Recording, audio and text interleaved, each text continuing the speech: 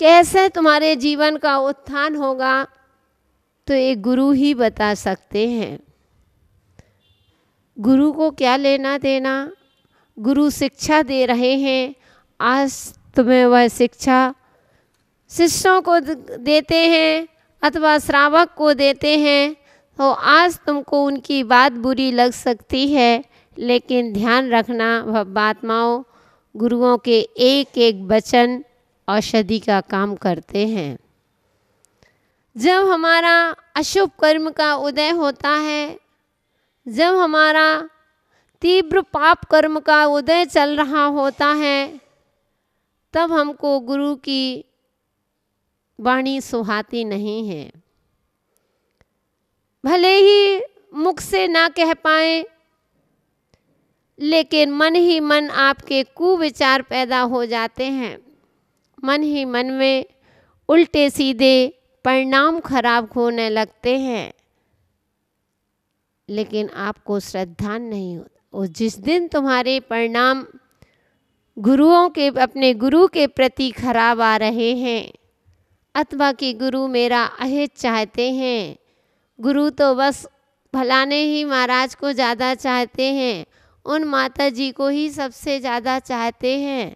नहीं बंधु, पिता होता है, माता पिता होते हैं। लौकिक में देखा जाता है, माता पिता का अपने सभी बच्चों के प्रति एक सा प्रेम होता है, एक बराबर चाहते हैं। कभी माता पिता अपने बेटों के प्रति भेदभाव नहीं करते, क्योंकि शरीर का अंग है, इस अंग में 5 उंगली हैं, लेकिन 5 उंगली होने पर भी 5 एक जैसी नहीं है। ऐसे ही घर में सदस्य होते हैं, 5 सदस्य होते हैं, तो वो भी अलग अलग हो जाते हैं, अलग अलग तरह के होते हैं। गुरु चिंतन करते हैं, जब हमारे शरीर का ही अंग जब एक सा नहीं है, 5 उंगली भी बराबर नहीं है, तो ये तो सबकी अलग अलग, सबकी आत्माएं अलग अलग, सबके शरीर अलग अलग, उनके परिवार से क्या कह सकते हैं। लेकिन माता पिता जो होते हैं, अपने बेटों के प्रति कभी भेद, क्योंकि इस उंगली को काटोगे तो इसमें भी दर्द होगा, होगा कि नहीं। इसमें काटोगे तो इसमें भी दर्द होगा, इसको काटते हैं तो इसमें भी दर्द होगा। ऐसे ही माता पिता के लिए सभी बच्चे बराबर होते हैं, लेकिन हाँ, बच्चों की भावनाएं, कुविचार, ऐसा लगता है कि ये बड़े भाई को चाहते हैं, ये छोटे भाई को चाहते हैं, मुझे चाहते नहीं हैं, मुझसे प्यार नहीं करते हैं। ये उनका पाप कर्म का उदय, ऐसे विचार आ रहे हैं, उसका अभी समय अच्छा नहीं चल रहा है। ऐसे ही मोक्ष मार्ग में जो गुरु होते हैं, अपने शिष्यों को समझाते हैं, अपने शिष्यों को शिक्षा देते हैं, इसलिए दे रहे हैं कि मोक्ष मार्ग आलस का मार्ग नहीं, आराधना का मार्ग है। मोक्ष मार्ग आलस का मार्ग नहीं, आराधना का मार्ग है। भगवान की आराधना करो। अनादिकाल से आलस प्रमाद में बैठे बैठे अपने जीवन का आज तक पतन ही किया है, आज तक अपने जीवन का उत्थान नहीं कर पाए हैं। इसलिए हे जीव, हे शिष्यों, उठो, जागो। अब तुम मुनि बन गए हो, अब तुम आरिका माता जी बन गए हो, बहुत ऊंचे पथ में आ गए हो। क्यों अपने समय को बर्बाद कर रहे हो। मुनि जो होते हैं मौन होते हैं।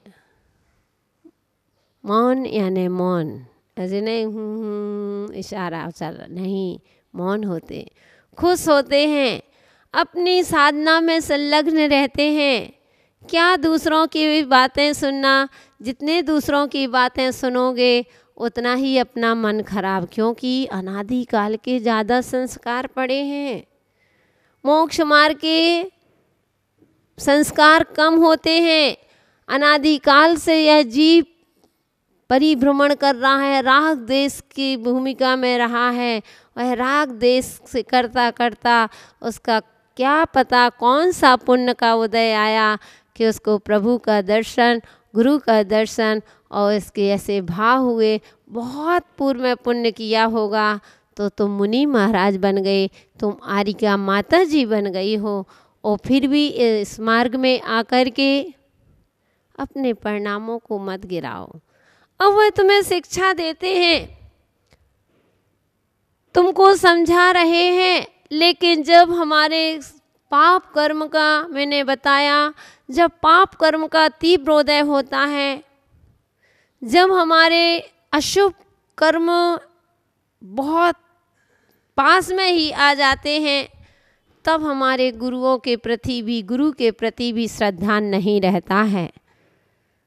गुरु के प्रति भी अगर आपके विचार आ गए, वह फलाने माता जी को ज़्यादा चाहते हैं, हमको कम चाहते हैं, तो कहते हैं ऐसे विचार मत लाओ। इसमें गुरु का नहीं, शिष्य का भी तो होना चाहिए। समर्पण में आ जाता है कि तुम्हारा भी कितना समर्पण है। अपने आप को देखो, जो कुछ मिला है ये नहीं सोचो कि मुझे क्या मिला है। पढ़ते हो भजन में, हम न सोचे हमें क्या मिला है, हमें सोचे किया क्या है अर्पण। कि हमें ना सोचें कि हमें कुछ नहीं मिल रहा है, हम अपनी कमी देखें कि आखिर हमारा कहीं ना कहीं तो कमी होगी। गुरु तो हमारे कभी राग द्वेष कर ही नहीं सकते, गुरु तो भेदभाव कर ही नहीं सकते। गुरु को वैसे ही कह दिया कि गुरु जो होते हैं वह सूर्य के समान होते हैं। आकाश, जब गुरु जन्म लेते हैं तो कुल दीपक कहलाते हैं, और दीक्षा ले लेते हैं तो आकाश दीप कहलाने लगते हैं।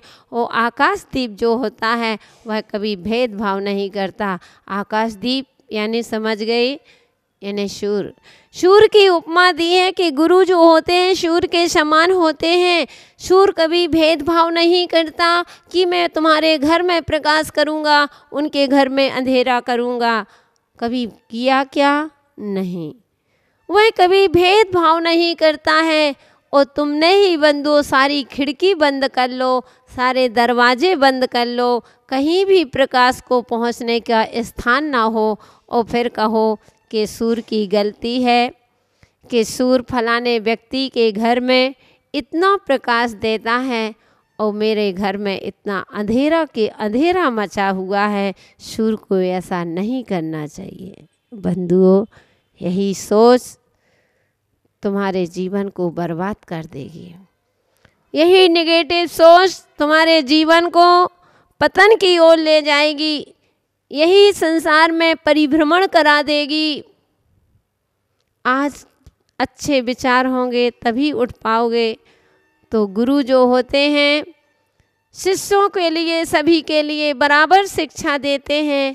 और किसी किसी को जब समझ में आता है कि ऐसे से इनके लिए, तो कभी विचार किया करो, क्या हमने इनके जैसे समर्पण किया क्या? मुझे याद आती है वह घटना। एक बार क्या होता है, एक माँ के 4 बेटे थे और चारों बेटों ने, बड़ा बेटा था, पिता का प्यार सबको समझ में आ रहा था कि बड़े बेटे के प्रति पिता का ज़्यादा प्यार है। वह माँ भी देखती थी।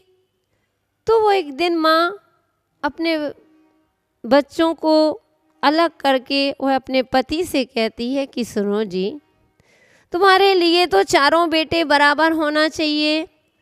दुनिया कहती है कि तुम्हारा सबसे बड़े बेटे के पास तुम्हारा ज़्यादा स्नेह है, तुम्हारा प्यार उसके प्रति ज़्यादा है, तुम्हारा राग भी उससे है, और बाकी तो सामान है। मैं ये नहीं कहती कि आप छोटों से द्वेष करते हो, लेकिन आपका छोटों के प्रति आपका वात्सल्य कम है, आपकी दृष्टि कम जाती है। जो कुछ है तो बड़े के ही प्रति, आखिर बेटे तो बेटे होते हैं। तो वह समझाता है कि सुनो सेठानी, ऐसी बात नहीं है। ऐसे ही कोई बात नहीं है, मेरे लिए चारों बेटे बराबर हैं। अगर तुमको नज़र आ रहा है कुछ मेरे अंदर कमी नज़र आ रही है तो इसमें मेरी नहीं, बच्चों की भी कमी होगी।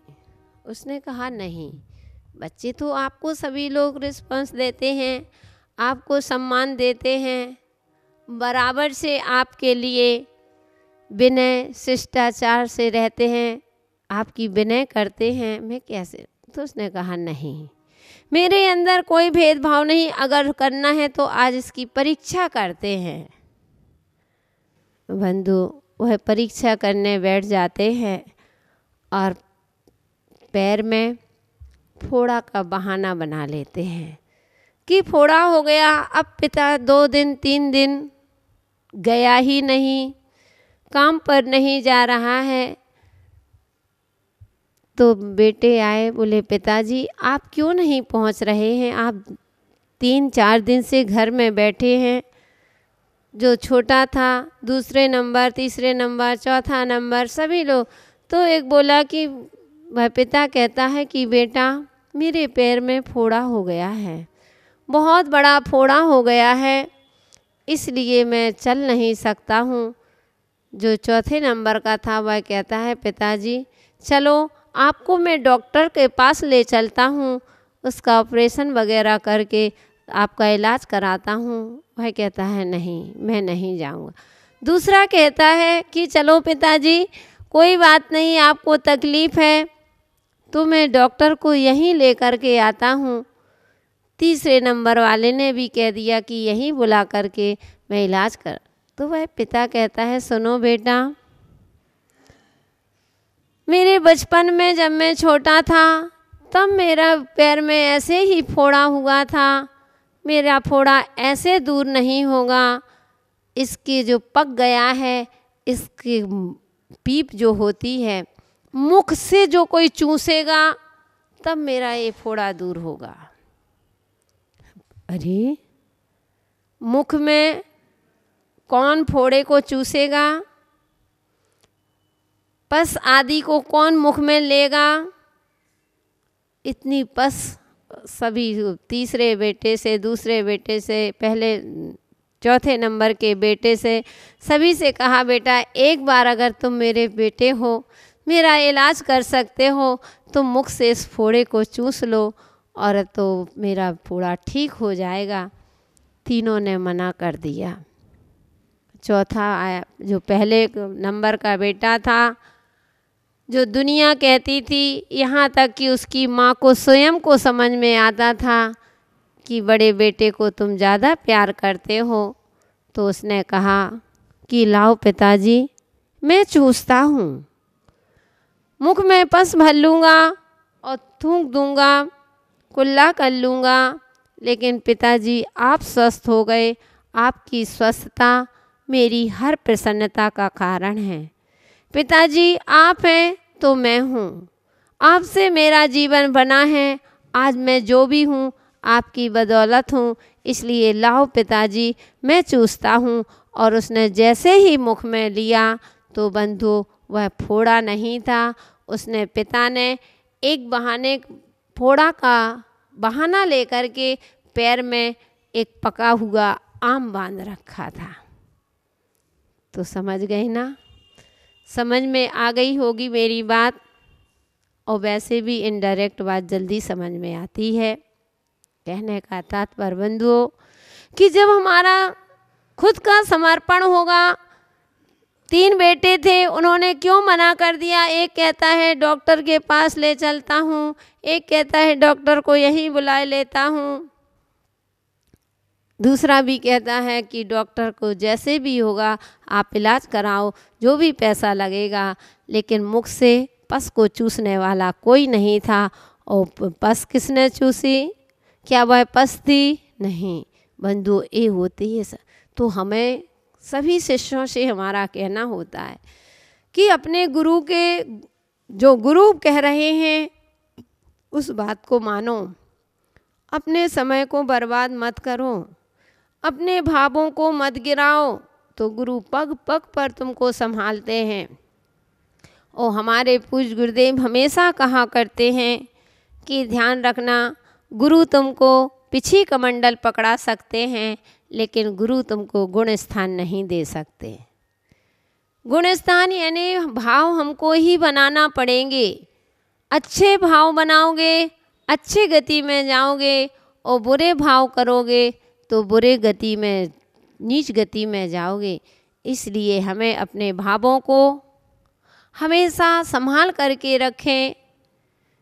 इस जीव का उत्थान चाह रहे हो, कल्याण चाह रहे हो, तो अपने शिक्षा गुरु के दिए गए वचनों को हमेशा जीवन में और हमेशा उस हे उपादेय का ज्ञान करो। अभी समय है, जब हमारे पास समय होता है तो हम समझ नहीं पाते हैं, और जब समय निकल जाता है, जब बाद में हमें समझ में आता है, तो हमारे हाथ में पछताना ही रहता है। कुछ भी हमारे हाथ में नहीं लगता, बस हम हाथ मल के रह जाते हैं, पछताते हैं। फिर वह पुरानी बातें याद आती हैं कि अरे, हमारे गुरु ने हमको यह शिक्षा दी थी, हमारे गुरु ने हमको ऐसा समझाते थे, लेकिन हम उस समय समझ नहीं पाते। बहुत सारी बातें ऐसी होती हैं, जब हम लोग भी नए नए दीक्षार्थी थे, नई दीक्षा हुई थी, छोटे थे, नए नए थे, उस समय समझ में नहीं आता था। गुरु खूब समझाते थे तो उस समय लगने लगता था।